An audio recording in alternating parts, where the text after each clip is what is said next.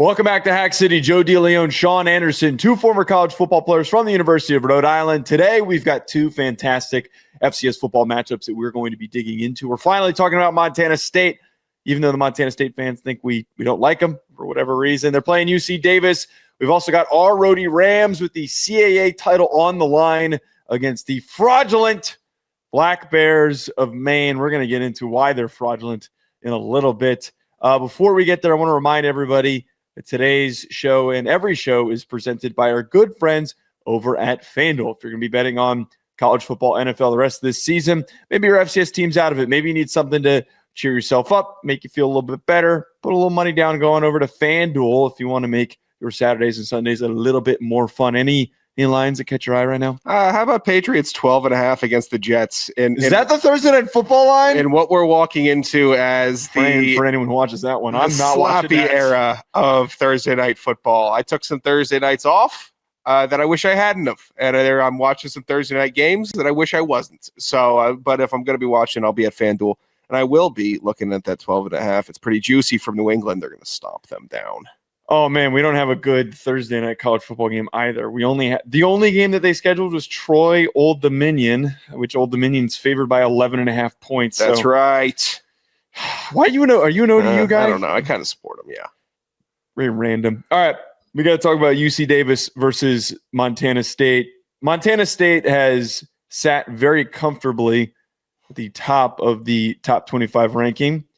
They haven't exactly, and I'm prefacing this by saying I'm not calling him out. Since they played South Dakota State, they have had pretty favorable matchups that have not really given them a lot of difficulty. Yeah. UC Davis is their most challenging game that they've had in some time. The South Dakota State loss in week 2 was a really tough one, overtime game that they dropped that, at the time felt a little bit rough, but they have rebounded and they've blown their way through their schedule. Their best win, though, NAU, 34-10.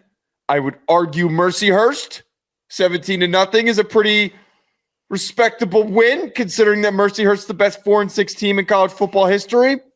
But that's another issue that we can talk about another time. UC Davis, on the other hand, I don't really know what their best win is. Cal Poly, is it Idaho? They have a bad loss to Idaho State this season, 38-36, which doesn't look good. They gave up 219 yards rushing in that game, and Caden Pinnock had 2 interceptions. So as you're looking at this game, what stands out to you? It stands out. I mean, we are finally getting to talk to Montana State and about Montana State. And the word I think that people were looking for about their schedule descriptor that has been used often and has been used in a lot of good teams over the history of college football. I'm worried about what you're going to say. And it's been a term that has been used when you just didn't have to really play anybody and you ended up with a really good record. Even if you were a great team, even if you were a really good team, it's cupcake. Oh, they're going to do the ain't playing nobody, pal. They ain't playing nobody, pal. But it's been a cupcake schedule. Northern Colorado, Weber, Idaho State. It's just not been really, really solid. San Diego, Mercyhurst stinks. Like they've just played a bunch of weaker teams. NAU, I think, is their best win that they've had. They're a really good team, though. When I look at Montana State is how have they started to perfect the brand of Bobcat football, and that is with a ridiculous rushing attack, a decent wide receiver, a decent to good wide receiver, actually, and a dual threat quarterback, which is what they have. They have Justin Lamson, their dual threat quarterback, 18 passing touchdowns, 8 rush touchdowns, 2 interceptions on the year, taking 20 sacks. That's ugh. But they have... That's a... Really? Yeah. 20 sacks? That's the number next to his name. Man, that's very uncharacteristic for Montana State to have given up that many sacks. I know. That's nuts. But the running backs that they can lean on, Julius Davis, guess what? Still a stud. Adam Jones, how's he been? Still a stud. They're both still just really, really good. Davis, 700 yards on the season, 5 touchdowns. Jones, 600-ish yards on the season, 9 touchdowns. Who's that receiver I was talking about? The receiver you guys wanted to clip me over earlier in the season after South Dakota State. That's Taco Dowler, who has continued to have a very solid season. Thank you. 51 catches, 645, and 5 touchdowns.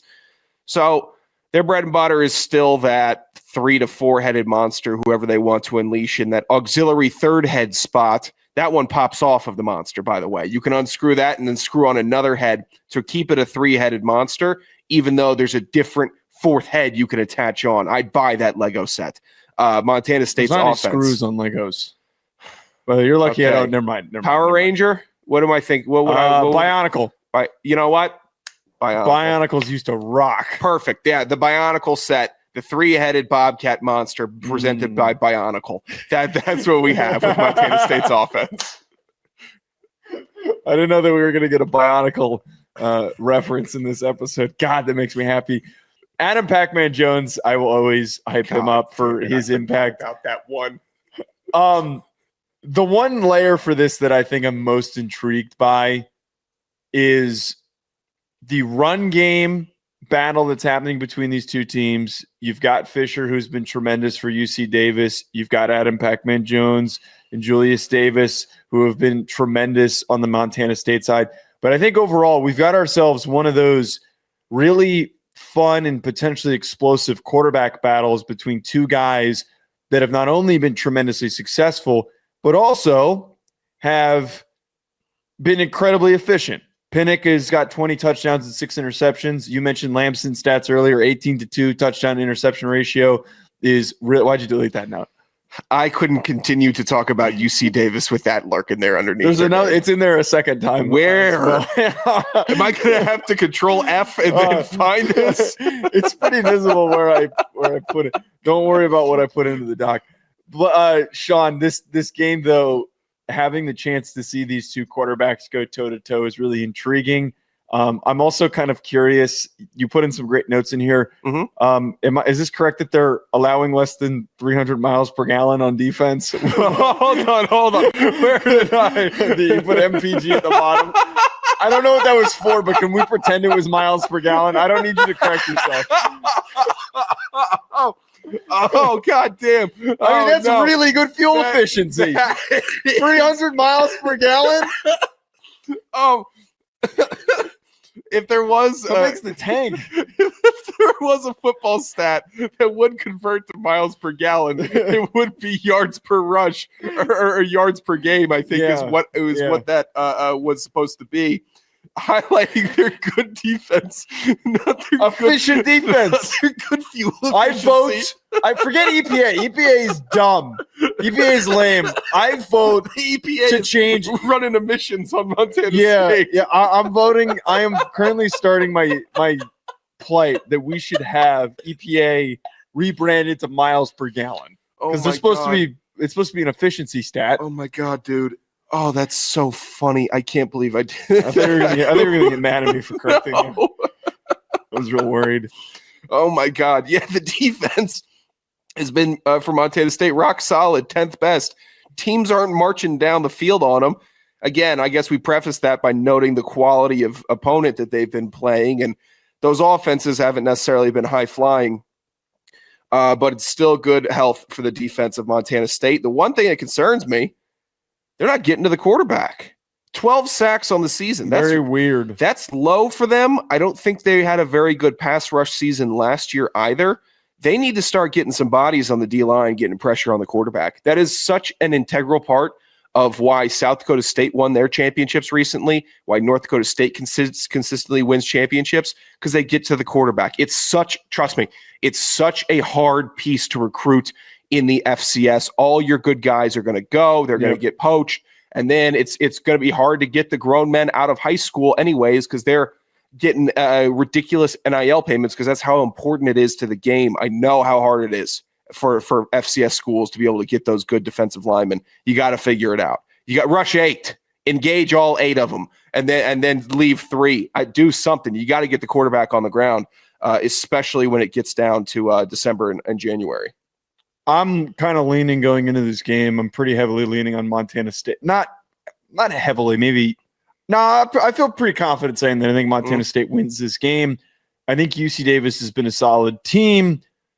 but I feel like that there's a bit of a big blemish with the way that they played against Idaho State on their resume. You wrote down a bunch of words about their playoff implications.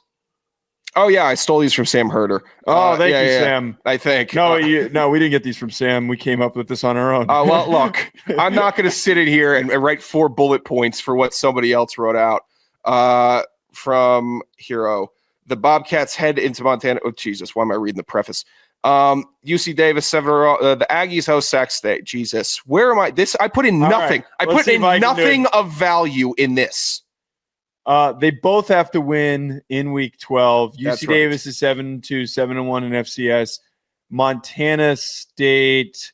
Yeah, what you wrote down here, I put in the wrong information. Somehow nothing. You know what? If we're doing top 6 games with playoff implications, this was the blurb. This is I was ready to give a little shout out, link it back to.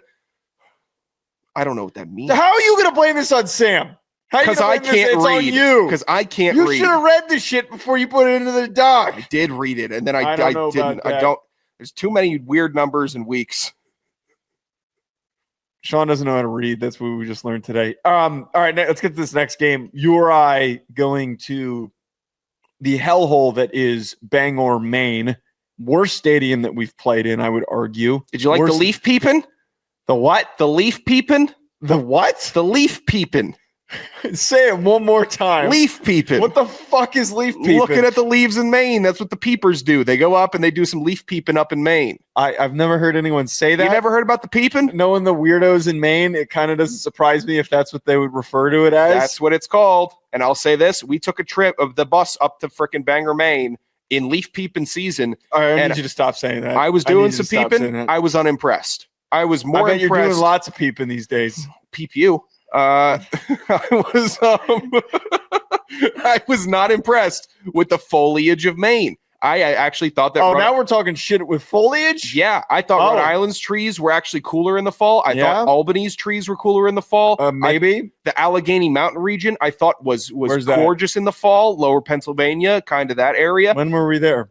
You may have never been there. I've been looking at leaves, man. There. You got to get right. But I was really disappointed. Like, man, this is supposed to be a national attraction to go up to Maine and look at some leaves in October and November. And I go up there and they barely changed and they didn't look that cool. We played on that. I wasn't paying attention to the leaves. They put us in that stupid ice rink to change. Freezing. They didn't let us. I guess they didn't have a locker room that was a part of the stadium. Rickety ass, crappy stadium. And we played on that dumb hard ass field when it was below freezing. It was like I hate Maine. Maine's the one, like probably the one school that I have like the most disdain for that we used to play easily. Well, and I know that we're kind of like violating what we're supposed to be doing here, which is not making this personal. And look, we'll talk about putting a bias into this. We'll talk about Carter Leaf Peep and Peavy in a moment here. Look, I always got frustrated with you at Maine, because they put their student section right behind us, and you would be like the only person giving them a show on the warm-up bike, and they'd start heckling you. Are you thinking of JMU? No, I'm not. I remember distinctly Maine, Joe DeLeone getting his legs warm. They had like 15 kids in the student section. You were arguing back at them. I don't remember doing that. You might have flipped them off in game, the game that you had your unnecessary roughness or whatever it was. Like I remember, like, I do remember Joe, I'm like, Joe, get off the bike, dog. It was like too close to him. But I have to. When you're a kicker or a long snapper, you're standing there for extended periods of time, and then you have to then get ready to go onto the field. So I had to do something. So I would get on the bike, I would ride it, get my legs a little bit warm, I would start snapping. You have to do something. Jumping jacks. I would have rather you done jumping jacks. Jumping jacks over getting on a bike? That would have looked stupid. Why don't you do some toe touches? Show them your keister. All right. Well, this Maine team has a good record in the CAA. URI is the only undefeated team in CAA play at 6-0. Maine is 5-1, and they're in 4th place, but they're hovering. This Maine team's got a bit of a sketchy little resume that they've put together.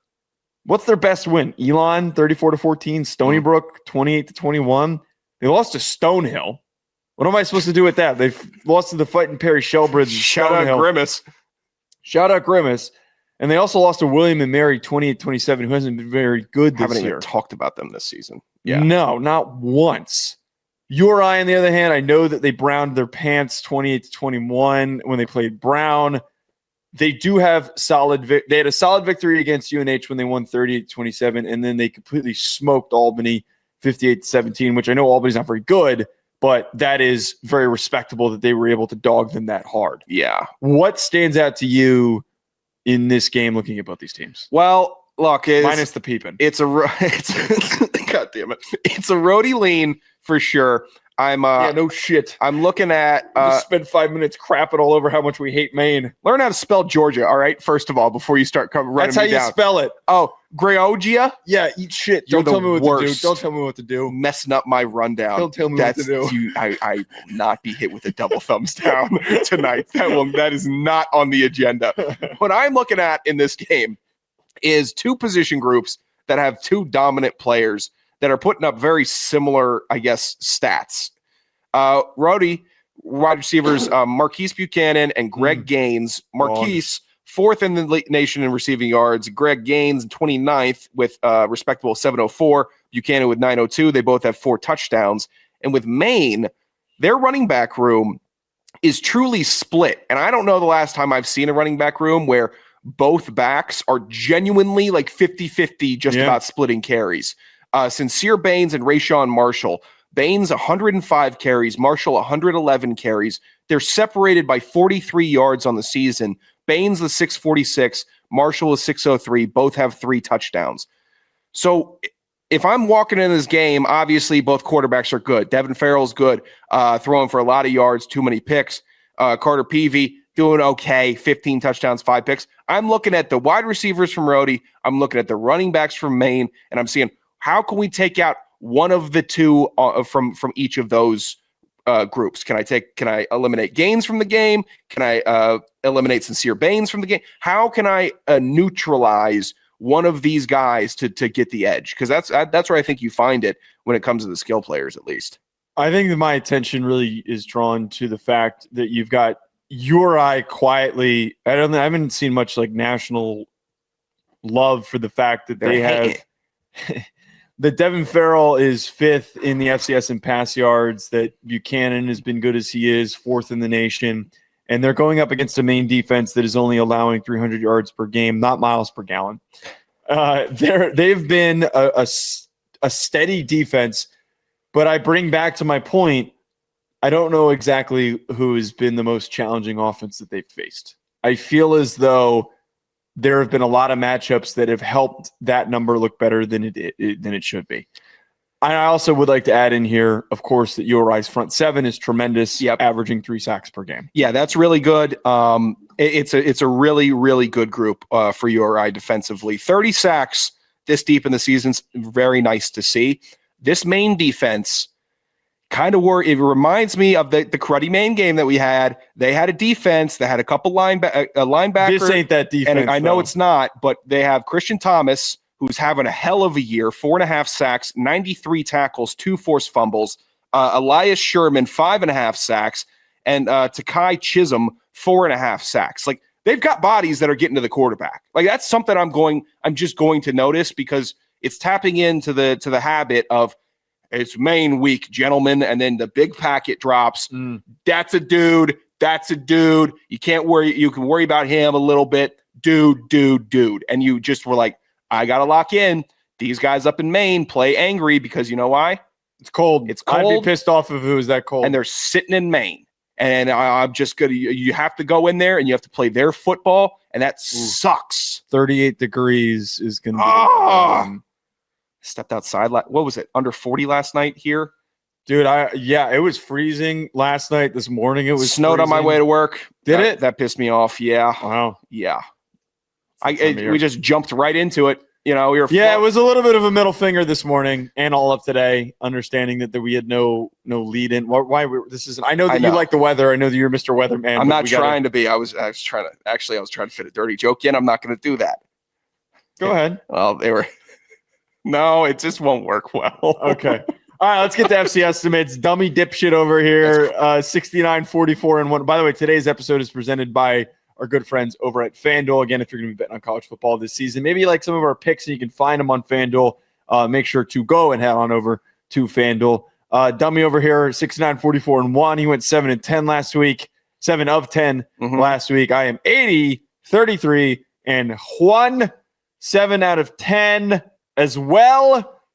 The lead stays safe. You're running out. You've got 2 weeks left. Now we got the playoffs too. Also, all that matters is that you say that every year, by the way. All that matters is that I beat Jamie Williams. Why? What's Jamie's record? Way behind us. Jamie is way behind. Wait. I don't know where he's at. He hasn't been tracking. He hasn't been telling us. Oh, yes, he has. No, I know he's been telling us what is his. God, we haven't responded to Jamie in so long. I'm so sorry, Jamie. Yeah, no, he's not telling us what his record is at the current. No, wait, is he saying he's 62-30? Is that the same amount? Well, then he hasn't picked the same amount of games as us, Jamie. So if you were 62-30 last week, that means you were like a full that only gets 12 games behind. So we're going to add 12 more losses on. He's at 92 games. So if we take, he's way behind. I don't know how that happened. He's literally behind in the amount of games that he's picked. Jamie, we're going to put you at a solid 60-60 on the year right now. That's a little mean. All right. South Carolina State at NCCU. Oh, this is a sweaty one. No, it's not. Yes, it is. South Carolina State's got a good squad. NCCU. Give me NCCU. Central Connecticut State at Duquesne. Central Connecticut State. Give me the Ducks. Am I allowed to do that? I don't. Duquesne. The Duquesne Ducks. I know that they're not the. Wait, what is their mascot? Actually, I usually know this. Dukes. The Duquesne Dukes. Central Connecticut State a demon? Are they? They have some type Blue of Devils. Blue Devils. That's right. The Blue Devils. The Duquesne. They should be the Duquesne Ducks. Did you know Duquesne used to be a powerhouse back in the day? What could have been? I had no clue Duquesne would have been good at football ever. Like they were up there with like the Ivy Leagues back in the day with how good as they were at football. Yeah, they used to be very, very good. How much they have fallen from grace. URI versus Maine. Go ahead, say your pick first. No, I think that you should read it. I want you to say exact. Go ahead. I'm taking URI. Oh, you are? All right. Yeah. I'll go with Rhode as well. South Dakota at SIU. I will go with SIU. That sucks. Give me the Yotes. Come on, DJ. That's my DJ. Give me the Yotes. Turn up on these fools. They're turning back around. Presbyterian at St. Thomas. I left this one in so we could both take St. Thomas as a nice, easy win for both of us. St. Thomas. Give me Presbyterian, bitch. Well, that's respect. Respect the hose. Respect the blue hose. You're their biggest hater, and you haven't learned. It's my favorite vocal stim of you ever, I think. What? Respect the hose or Presbyterian the way you walked into that one, I think that's my 1-1 ever for Joe DeLeone. Well, that's disappointing after all these years. That was good. You should be proud of that one. Lafayette at Richmond. Screw you. Richmond. Screw you. Coward. Lafayette's good too. Coward. This sucks. Lafayette's good. That's a real weak-ass move. Give me Lafayette. Illinois State at the Jackrabbits. Illinois State. Jackrabbits are starting. South Dakota State fans, look at this man. Look at the picture of him on the screen, and I identify the fact that he hates you. He hates everything that you stand for. I don't. I try. He promise hates you personally. I am at the bottom rung of people getting pre-angry at South Dakota State. I am taking South Dakota State, but remember who picked in favor of you, and remember who's picking against you. That discourse about South Dakota State with 5 losses is starting to get a little nasty. It's starting to get a little chippy. The one that we started last week? Yeah. What's the next one? SFA at Lamar at SFA. SFA beats Lamar. I almost took Lamar, but I'm going to go with SFA. I've got some faith in them. Idaho at Sac State. You know what? I'm flip-flopping again. Idaho beats Sac State. I don't take Sac State this late in the season. Everyone knows that about me. Great fake out, Sean. Make Joe take the loser team. This is so copying my picks, copying my winning picks. That's why I flip-flop. That's why I will flip-flop. Montana, UC Davis at Montana State. Montana State. I'm going to go with Montana State's. At Joe DeLeone, at Sanderson Radio, at Hack City Pod. We'll talk to you later.